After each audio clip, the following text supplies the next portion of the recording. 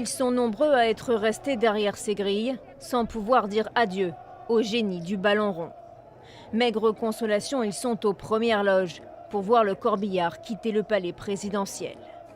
Entouré de policiers, le cortège funéraire prend la route. Au fur et à mesure qu'il se déplace, la foule le suit. Également, des dizaines de motos. Sur le trajet, des poings levés et des cris pour accompagner Diego Armando Maradona vers sa dernière demeure, le Jardin de Paix, dans la banlieue de Buenos Aires. Devant le cimetière aussi, une foule compacte attend l'arrivée du cercueil. 200 policiers quadrillent le périmètre. C'est sous cette tente que la cérémonie se déroule.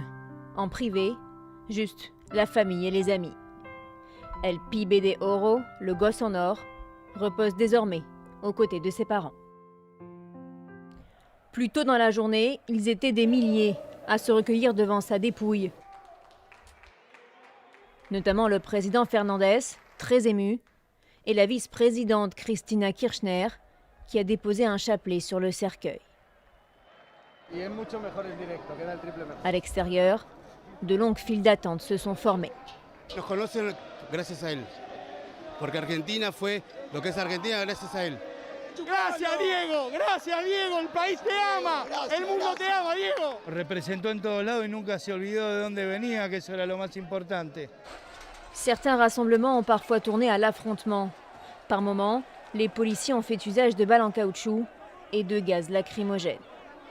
Mais l'histoire retiendra l'immense émotion dans les rues de Buenos Aires et bien au-delà.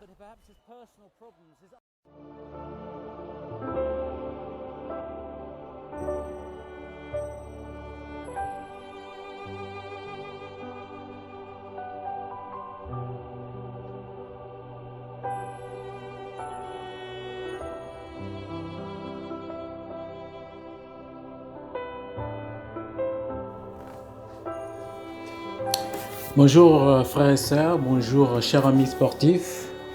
Que la paix et la grâce de notre Seigneur Yeshua soient avec vous. Bienvenue dans ce programme Yeshua sauve les sportifs. Aujourd'hui, nous allons parler d'un sujet qui est un sujet d'actualité, un sujet un peu triste parce que nous allons parler de un footballeur qui vient de nous quitter. Il s'agit évidemment de Diego Maradona, ce grand joueur qui s'en est allé. Malheureusement, nous sommes toujours tristes lorsque un homme quitte ce monde. Mais je fais ce sujet en fait, c'est pour dénoncer l'idolâtrie qu'il y a autour de cet homme, parce que c'est de mon devoir. Par la grâce du Seigneur qui me fait cet honneur de pouvoir parler de l'évangile à tous ceux qui sont dans le milieu du sport, le sportif notamment. Donc je voudrais parler de ce qui se passe autour de cet homme. Avant tout, je voudrais par la grâce du Seigneur rendre grâce. Seigneur, merci pour ta grâce, merci Seigneur pour ta bonté, merci Seigneur pour ce temps que tu permets, merci Seigneur pour ta parole qui est une lampe allumée à nos pieds, merci Seigneur pour cet éclairage que tu donnes aux nations au travers de tes saintes écritures, Seigneur Yeshua. Seigneur, nous sommes reconnaissants pour l'amour que tu nous donnes, Seigneur, nous sommes reconnaissants Seigneur pour l'œuvre de la croix. Seigneur, nous sommes reconnaissants pour ce sang qui a coulé sur la croix. Seigneur, nous te disons merci, Seigneur Yeshua. Père, je remets ce temps, ce moment entre tes mains, Seigneur. Que tu puisses encore conduire toutes choses par la grâce de ton Esprit Saint. Au nom puissant de Yeshua. Amen. Bien-aimés, les temps sont difficiles. Le Seigneur, comme vous le savez, est en train de revenir. Nous le voyons par l'actualité, nous le voyons par le Covid-19, nous le voyons par ce temps qui est en train de filer. Je J'espère que vous êtes comme moi, en train de tout simplement voir les signes de la fin des temps. Les signes de la fin des temps. Ça a commencé déjà pendant plusieurs années déjà, où on voit des hommes idolâtrer d'autres personnes. On a vu plusieurs décès des stars. Et on a vu comment les fans se sont manifestés. Et aujourd'hui, on peut encore le voir avec Diego Maradona qui est mort récemment. Alors, qu'est-ce que l'Écriture nous dit? Parce que c'est ce qui m'amène à parler aujourd'hui. Je voudrais tout simplement nous amener à la parole.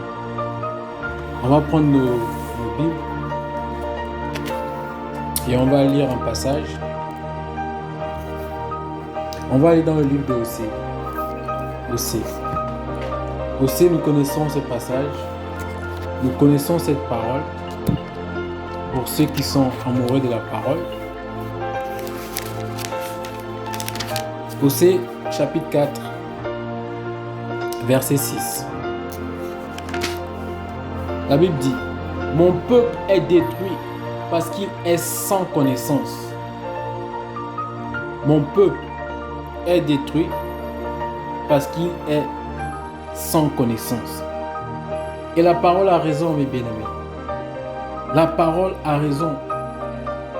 Beaucoup d'entre nous meurent parce qu'ils n'ont pas la révélation. Beaucoup d'entre nous meurent parce qu'ils n'ont pas Yeshua dans leur vie. Beaucoup sont en train d'aller en enfer parce qu'ils sont en manque de science, c'est-à-dire l'intelligence. Beaucoup sont en train d'aller en enfer à cause de l'idolâtrie, mes bien-aimés. De l'idolâtrie. Ézéchiel 14, 6. Que nous dit Ézéchiel 14, 6? Je vais le prendre rapidement. Les temps sont mauvais, bien-aimés. Les temps sont difficiles. Ézéchiel 14, 6.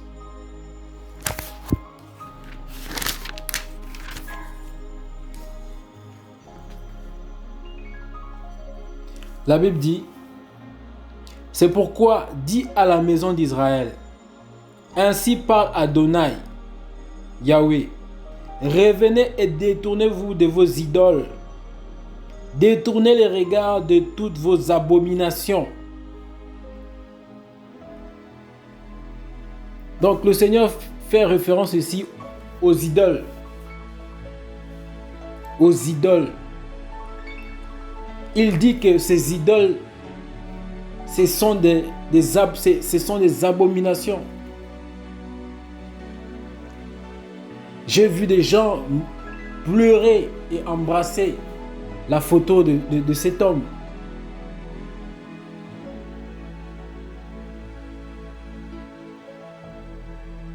Mais bien aimés, sortons de l'idolâtrie. Le Seigneur, notre Yeshua, le véritable Dieu, n'aime pas l'idolâtrie. Il n'est pas dans l'idolâtrie, le fanatisme, les fans. Dieu n'aime pas ça. Dieu n'aime pas ça. Regardez 1 Corinthiens 10, 14. Que dit 1 Corinthiens 10, 14? C'est pourquoi, mes bien-aimés, fuyez l'idolâtrie. Je vous parle comme à des personnes intelligentes. Jugez vous-même de ce que je dis. L'auteur de ce livre nous demande de fuir l'idolâtrie. Fuyez l'idolâtrie. Pourquoi? Parce que Elohim, le véritable Dieu, n'aime pas que les gens soient idolâtres. Idolâtres de qui que ce soit. Que ce soit ton père, ta mère, ton frère. C'est un péché, c'est une abomination devant l'Éternel. C'est une abomination devant le Seigneur. Être idolâtre d'un homme qui est semblable à toi, c'est une abomination. C'est une abomination, mes frères. Je m'adresse à vous, mes amis sportifs. Parce que facilement, on tombe dans l'idolâtrie. Facilement, on se laisse emporter parce que ce milieu est un milieu où on retrouve beaucoup de fanatisme. Beaucoup de fanatisme.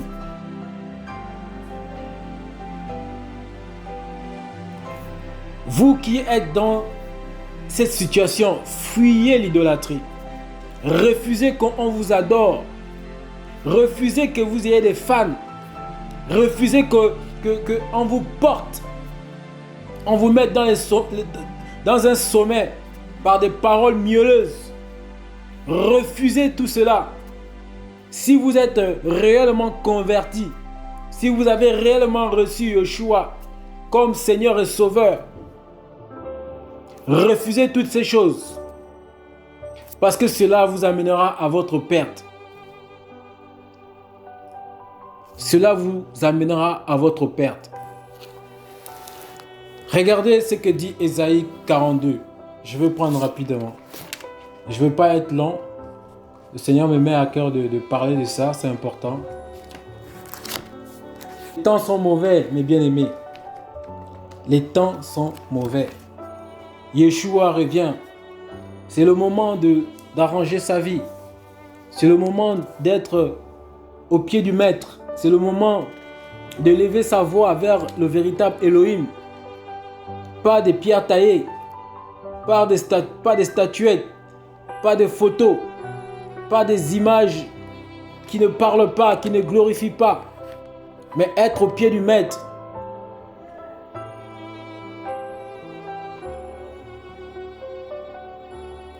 Ésaïe 42, verset 8, la Bible dit: je suis Yahweh, c'est là mon nom, et je ne donnerai pas ma gloire à un autre, ni ma louange aux images taillées, ni ma gloire, ni ma louange plutôt, aux images taillées. Mes frères, Dieu ne partage pas sa gloire. Dieu ne partage pas sa gloire. On a vu Jean-Baptiste, lorsque Yeshua est rentré dans son service, il a dit: il faut que lui diminue. Il faut qu'il diminue et que Yeshua puisse croître. Parce que les choses étaient prévues ainsi. Il fallait que Jean-Baptiste diminue pour que Yeshua prenne le relais. Frères et sœurs, il ne peut pas avoir 2 maîtres dans une maison. Il ne peut pas avoir 2 maîtres dans une maison.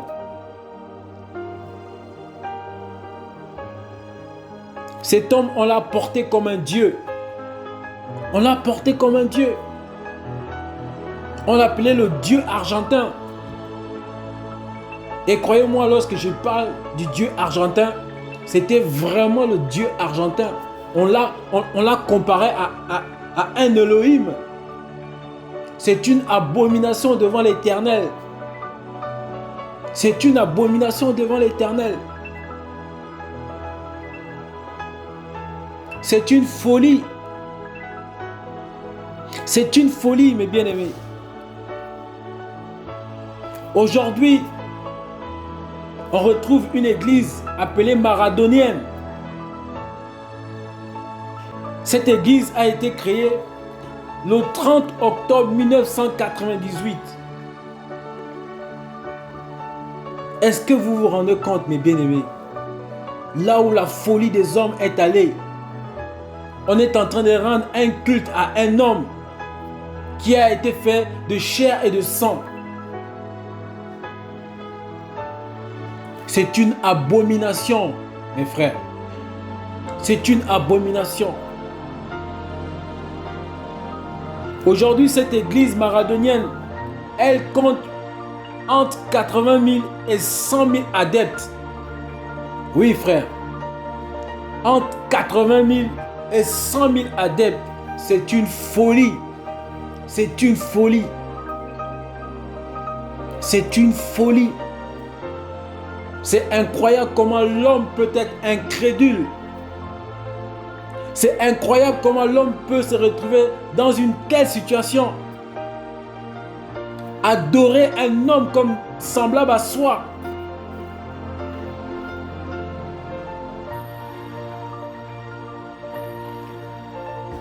Revenons sur la Genèse. C'est un passage qui me vient. Vous allez voir le mensonge que va donner le diable, Satan. Genèse.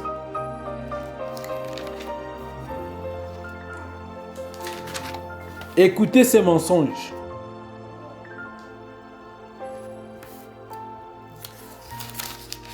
Mais bien-aimés, faisons attention. Faisons attention. On peut se retrouver dans des situations que nous ne pouvions pas maîtriser. Dans Genèse chapitre 3, on va prendre la partie du premier verset. Alors, or le serpent était le plus rusé de tous les animaux des champs que Yahweh Elohim avait fait. Il dit à la femme, sûrement Elohim a dit, vous ne mangerez pas de tous les arbres du jardin. Et la femme répondit au serpent, nous mangeons du fruit des arbres du jardin. Mais quant au fruit de l'arbre qui est au milieu du jardin, Elohim a dit, vous n'en mangerez pas et vous ne le toucherez pas, de peur que vous ne mouriez. Alors, mes bien-aimés, c'est là où c'est important. Au verset 4, alors le serpent dit à la femme, vous ne mourrez pas, vous ne mourrez pas.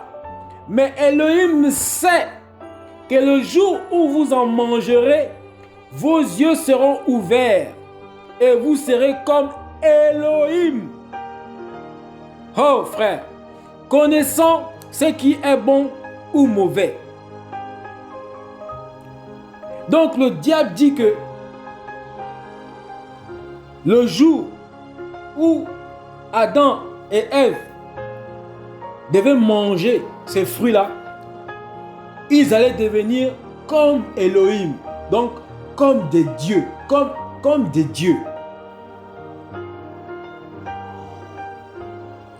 Vous serez comme Elohim, connaissant ce qui est bon ou mauvais.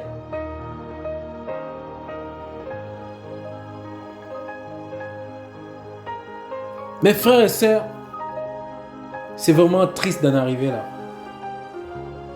C'est vraiment triste d'en arriver là. Mon peuple est péri parce qu'il est sans connaissance. Sans connaissance. Sans connaissance.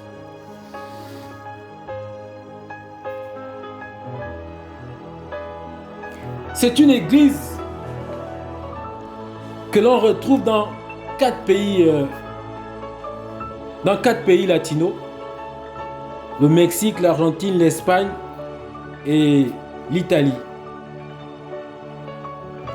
Est-ce que vous vous rendez compte de la folie humaine?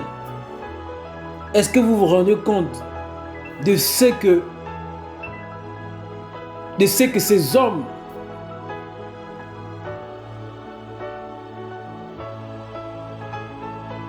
ont réalisé comme projet? Et beaucoup d'âmes vont aller en enfer à cause d'une église. Pour moi, c'est une secte. C'est une secte. Il n'y a qu'à voir ce que ces journalistes disent. Il n'a pas dit des fidèles, il a dit des adeptes. Et quand on parle d'adeptes, en général, on fait référence à une secte. On fait référence à des sectes. Des adeptes. Plus de 80 000 Entre 80 000 et 100 000 adeptes. Frères et sœurs, si ces hommes mouraient aujourd'hui, où iront-ils? Où iront-ils? Où iront-ils? C'est compliqué. C'est compliqué. Je me rends compte que plus le temps est en train d'avancer, beaucoup sont en train de perdre la science. Beaucoup sont en train de perdre la sagesse. Beaucoup sont en train de perdre l'intelligence. Il n'y a plus de discernement. L'homme ne discerne plus. L'homme est devenu manipulable. L'homme est très manipulable. Il n'y a qu'à voir ce qui se passe avec cette maladie du Covid-19. Les élites sont en train de manipuler les peuples. Mais seuls les enfants d'Élohim ont reçu la révélation de tout ce qui se passe. Et ils sont prêts. Ils se préparent au retour du Mashiach.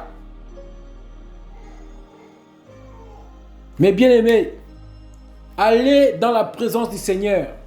Allez dans la méditation de la parole. Et vous ayez des révélations de la part du Seigneur. Le Seigneur vous parlera. Le Seigneur vous communiquera ce qui sera, ce qui viendra.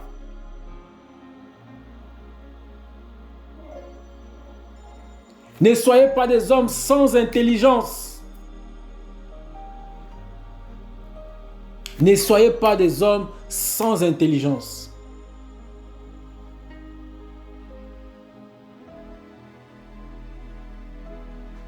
Toi, mon frère, toi, ma soeur,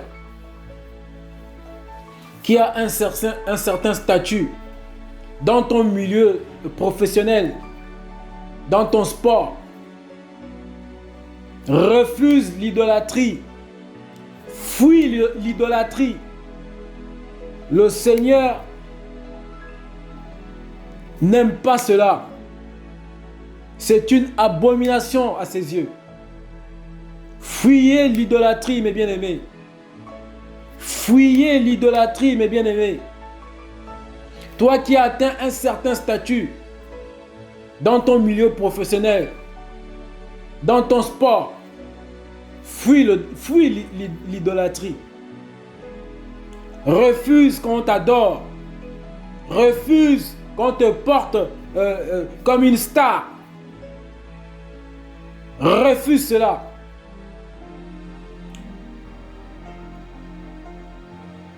Refuse cela. Et ce n'est pas facile. Mais par la grâce du Seigneur, tout est possible. Tout est possible. Pour marcher humblement dans ce milieu des sportifs, dans ce milieu du sport. C'est possible. Par la grâce du Seigneur. Sortons de l'idolâtrie, mes bien-aimés. Cela nous amène à notre perte. Et beaucoup sont en train de mourir. Frère, où pensez-vous être allé aujourd'hui, Diego Maradona? Où pensez-vous qu'il est allé aujourd'hui?